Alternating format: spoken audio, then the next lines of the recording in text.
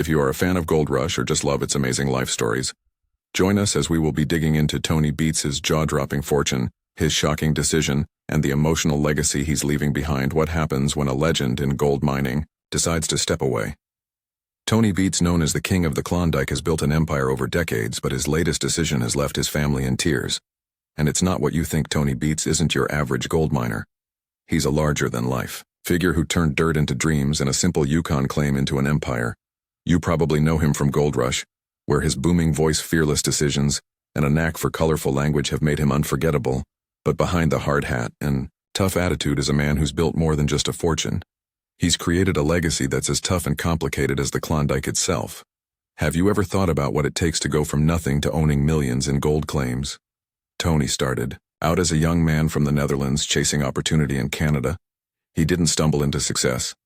It was the result of backbreaking work, risk-taking, and a bit of Viking spirit, from taming massive dredges to battling harsh winters. Tony proved that fortune favors the bold. But here's where the story takes a twist. A fortune isn't just gold and numbers, it's also a weight that shapes the lives of those around you. Tony's success has lifted his family, but it's also placed them under the pressure of living up to his legacy. His wife Minnie has been his rock, and their kids Monica, Kevin, and Mike are carving their own paths, sometimes in his shadow, and sometimes breaking free from it. This is where the heart of the story lies. What happens when the fortune becomes bigger than the man who built it? Is it a blessing, or does it come with strings that tug on family ties? Can you imagine being handed a gold empire and trying to make it your own? Tony's story isn't just about gold. It's about grit, love, and the messy beauty of family. And as we dig deeper, we'll uncover how this fortune shapes not just their bank accounts, but their hearts and futures. Stick around for the Beets golden tale. Before Tony Beets became the tough as nails mining legend we know from Gold Rush, he was just a young guy from the Netherlands trying to find his way in the world. Can you imagine leaving your home, your family, and everything familiar at 18 to chase a dream on the other side of the world? Well, that's exactly what Tony did. He didn't just hop on a plane, he took a leap of faith that most of us only dream of at first. Tony wasn't a miner. Nope. He worked all sorts of odd jobs to get by, everything from milking cows to working in construction. But it wasn't long before he realized that his true calling lay in something a lot more adventurous, with dreams of striking it rich. Tony turned his sights to Canada. The wild frontier of the Yukon, the legendary Klondike goldfields, called to him like a siren song, and who could blame him? The stories of the Klondike Gold Rush were enough to get anyone's blood pumping, so with a bag full of hope and a heart full of ambition, Tony made his move. He didn't just settle for the easy route either. He went straight to the heart of gold country, Dawson City. Now keep in mind, this wasn't a simple move to the city kind of deal. The Yukon is harsh, freezing winters, unpredictable terrain, and a whole lot of uncertainty. But Tony didn't back down. He was in it for the long haul. He worked as a machine operator for a mining company, learning the ropes and building his skills from there. It wasn't long before he realized that to make it big, he needed to take bigger risks, and take risks he did. By the mid-'80s, Tony had purchased his first gold claim, Paradise Hill. He didn't just pick it up either, he earned it, and that's where the real magic began. From there, he expanded his mining empire, buying more claims, restoring old dredges, and eventually becoming one of the wealthiest miners in the Klondike. All those years of hard work, uncertainty, and risking it all came down to one thing: the unshakable belief that you get out what you put in. Tony Beets didn't just find gold in the earth, he struck gold in life. His journey from the small village in the Netherlands to the vast, unforgiving wilderness of the Yukon proves that with enough grit, a bit of luck, and a whole lot of courage, you can change the course of your future. And trust me, this is just the beginning of Tony's journey. Stay tuned, because it's about to get even more interesting. So let's talk about Tony Beets' real rise to fame. It wasn't just about finding gold, it was about thinking bigger, working harder, and taking risks that most people would shy away from. After he bought his first gold claim, Paradise Hill, Tony wasn't just content with the basics. Nope, he didn't just go in with a shovel and a pickaxe like the old-timers. Tony's mind was always turning, always thinking about how to do things better, faster, and more efficiently. He restored massive old dredges, these giant machines that were a piece of mining history, and put them to work again. Who else was doing that? Not many, and that's how Tony started making a name for himself. But here's the thing, when you start making waves, people take notice. And in Tony's case, it wasn't just the mining world. In the mid-2000s, the reality TV show, Gold Rush, came knocking. The producers wanted to show the real-life struggles of people trying to strike it rich in the Yukon, and they were looking for characters who were larger than life. Enter Tony Beets with his thick Dutch accent, tough as nails, attitude, and fearless approach to mining.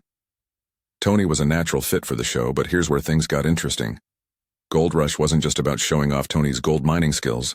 It was about his family, too. Suddenly, the Beets family found themselves in the spotlight. Tony's wife, Minnie, became a strong presence on the show. Managing everything behind the scenes, his kids, Kevin, Monica, and Mike, were all part of the operation. In one way or another, the Beets' homegrown gold rush wasn't just on TV. It was part of the family's real-life grind. Think about it. How many people do you know who started a career and then had it broadcast to millions of viewers? Tony went from being a tough independent miner to a reality TV star. And with that, his fortune and family went from being relatively unknown to being in the public eye every single week, isn't it? Wild how a TV show can change everything. How would you feel if your whole family's personal struggles and triumphs were turned into episodes? When you think about Tony Beets, what probably comes to mind is his larger-than-life personality and his tough-as-nails reputation on Gold Rush. But behind all that, Tony's rise to becoming one of the wealthiest and most influential miners in the Yukon came down to one key factor: smart strategic investments. Let's talk about those historic dredges, for instance, in the world of gold mining. These old rusting machines weren't just pieces of junk. They were gold mines waiting to be revived. Tony didn't just see a broken-down dredge, he saw an opportunity. So he bought them, restored them, and put them to work. It wasn't just a stroke of luck, it was Tony's ability to look at something most people would dismiss and see its hidden potential. Those dredges weren't just cool antiques, they were workhorses that helped him unearth millions of dollars in gold in a world where mining is about efficiency and maximizing output. These dredges were game changers. Then there are Tony's land claims. When Tony bought up his claims in the Yukon, he didn't just buy land, he bought future success. The Yukon is full of gold, but it's also full of competition. Securing valuable land and making the right investment decisions wasn't a guarantee of instant riches. But Tony's track record of finding rich deposits and knowing when to strike was a testament to his sharp eye for business. Over the years, his land holdings grew, and with it, so did his wealth. By the time he became a key figure on Gold Rush, Tony Beets wasn't just a miner, he was a gold mining mogul. His business empire wasn't just about the gold he was pulling from the ground. It was about the investments he'd made years before, laying the groundwork for his long-term success. Think about it. How many people get the chance to look back at their career and say, yeah, I made the right call over and over again? Tony's investments in machinery, land, and innovation paid off, making him one of the wealthiest miners in the Yukon, and that success cemented his place in the history of gold mining. But here's the kicker. Success didn't just land in Tony's lap. It's one thing to take a risk, but it's another to stick with it. When the odds aren't in your favor, Tony's journey wasn't without its struggles, but his ability to see opportunities where others saw obstacles is what set him apart. So what happens when a man becomes famous? And not just a little famous, but TV famous, with millions of people watching his every move. It's a roller coaster, to say the least. Tony Beets didn't just strike gold in the Yukon. He struck gold with Gold Rush, and with that fame came a whole new set of challenges, especially for his family. Let's start with Minnie, Tony's wife. If you've watched the show, you know that Minnie is the steady hand that keeps the Beets family grounded. She's not the one out there in the mud running the dredges, but trust me, she's the backbone of the operation. Minnie manages the home front and the business side of things, which isn't as glamorous as it sounds. Think about it: being married to a man who's constantly on the move, managing a high-risk gold mining business. And now, thanks to the show being thrust into the public eye, it can't be easy. But Minnie takes it all in stride, keeping the family and business running smoothly. Then there's the kids, Kevin, Monica, and Mike. They grew up in this Gold Rush lifestyle. But it's one thing to watch your dad work from the sidelines, and it's another to dive in head first. Kevin has had a lot of on-screen moments helping his dad with the machines. And let's face it, dealing with Tony's fiery temper. Monica, on the other hand, has always shown that she's a bit of a wild card. She's worked in the mining operation too, but there's a hint of independence in her that you can't ignore. And Mike has always been in the mix too, though he's also done some of his own things outside of the family business. Now this is where things get interesting. Fame and fortune can come with a hefty price tag. And for the Beets family, it hasn't always been easy. The cameras may show a happy family working hard to strike gold, but behind the scenes, it's not all sunshine and rainbows. The pressure to live up to Tony's reputation, the weight of managing a massive mining operation, and the constant juggling act of maintaining family relationships takes a toll. Imagine growing up with your father as a reality TV star. There's the constant balance act of wanting to be your own person, but also dealing with the legacy that your family has built. Some of the Beets kids have expressed a desire to do their own thing, and you can't blame them. It's hard to carve out your own identity when everyone already knows you as Tony Beets' son or daughter. But that's not to say the fame didn't bring some good things too. The Beets family now has a platform, and that's allowed them to bring more attention to the gold mining industry. Plus, with success comes opportunities, financial freedom, the chance to work on bigger and better mining projects, and of course the luxury of a lifestyle that most people can only dream of. Still, the sacrifices are real. Tony's business took him away from home a lot, and that's not something you can just brush off. The show often points out the high-stakes world of mining, but it doesn't always show the emotional toll of running an empire. Tony's success didn't come without a few bumps in the road, and you can see that in the way his family has had to navigate their own roles within the business. This story is far from over, and there's more to come in the Beets' golden adventure. As the years went by, the Beets family's journey took a new turn. It's one thing to watch your father work his tail off in the mining business, but it's a whole different ballgame when it's time to step up and take the reins. That's exactly what happened as Tony's children, Kevin, Monica, and Mike, began to take on leadership roles within the family business.